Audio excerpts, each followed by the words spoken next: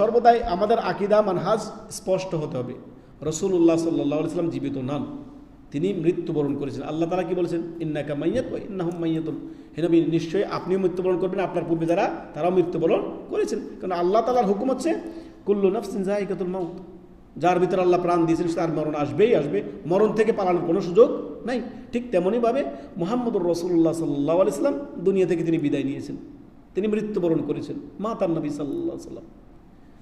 এই মর্মে আপনার দেখেন আল্লাহ রাব্বুল আলামিন সূরা জুমারের আয়াত নম্বর 30 নম্বরে বলেন ইন্নাকা মাইয়াত ওয়া ইন্নাহুম মাইয়াতুন, হে নবী সাল্লাল্লাহু আলাইহি ওয়াসাল্লাম নিশ্চয় কি আপনি মরণশীল এবং তারাও মরণশীল, আপনার পূর্বে যারা আসে তারাও মৃত্যুবরণ করেছে বা করবে এবং আপনিও মরণশীল, এবং কিয়ামত পর্যন্ত প্রত্যেক প্রাণ যার ভিতরে আল্লাহ প্রাণ দিয়েছেন কুল্লু নাফসিন যায়িকাতুল মাউত, সে মৃত্যুবরণ করবেই করবে, এতে কোনো সন্দেহ নাই।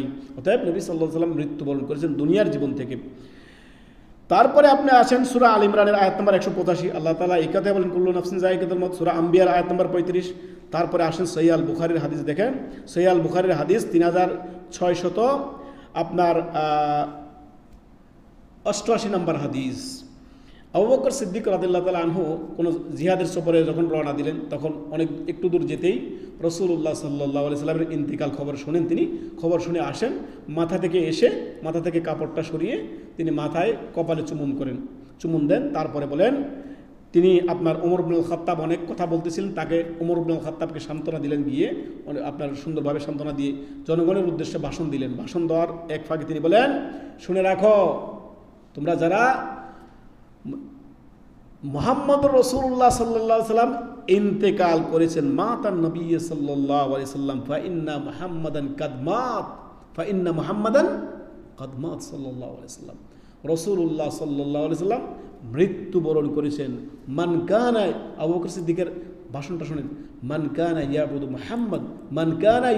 মুহাম্মদ ফা ইন্না মুহাম্মাদান কাদ মাত।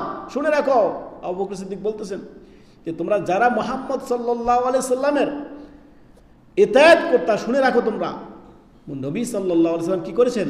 মৃত্যুবরণ করেছেন। ইন্নাল্লাহা হাইয়ুন লা ইয়ামুত, রব্বুল আলামিন হচ্ছেন হাইয়ুল কাইয়ুম, আল্লাহু লা ইলাহা ইল্লা হুয়াল হাইয়ুল কাইয়ুম, আল্লাহ একমাত্র চিরঞ্জীব, কোন সৃষ্টি চিরঞ্জীব না।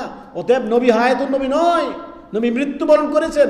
ইন্নাকা মাইয়াতুন ওয়া ইন্নাহুম মাইয়াতুন, মা আয়েশা রাদিয়াল্লাহু আনহা বলছেন, বুখারীর হাদিস, আবু বকর সিদ্দিক বলতেছেন মাতান নবী সাল্লাল্লাহু আলাইহি সাল্লাম, নবী সাল্লাল্লাহু মৃত্যুবরণ করেছেন। কুল্লু নাফসিন যায়িকাতুল মাউত, তারপরে হায়াতুন নবী বলবেন, তারপরে হায়াতুন নবী, এ নিয়ে আবার বাহাস করবেন, আবার তর্ক বিতর্ক করবেন না, তর্ক বিতর্ক কোনো দরকার নেই। নবী সাল্লাল্লাহু আলাইহি সাল্লাম ইন্তেকাল করেছেন দুনিয়ার জীবন থেকে।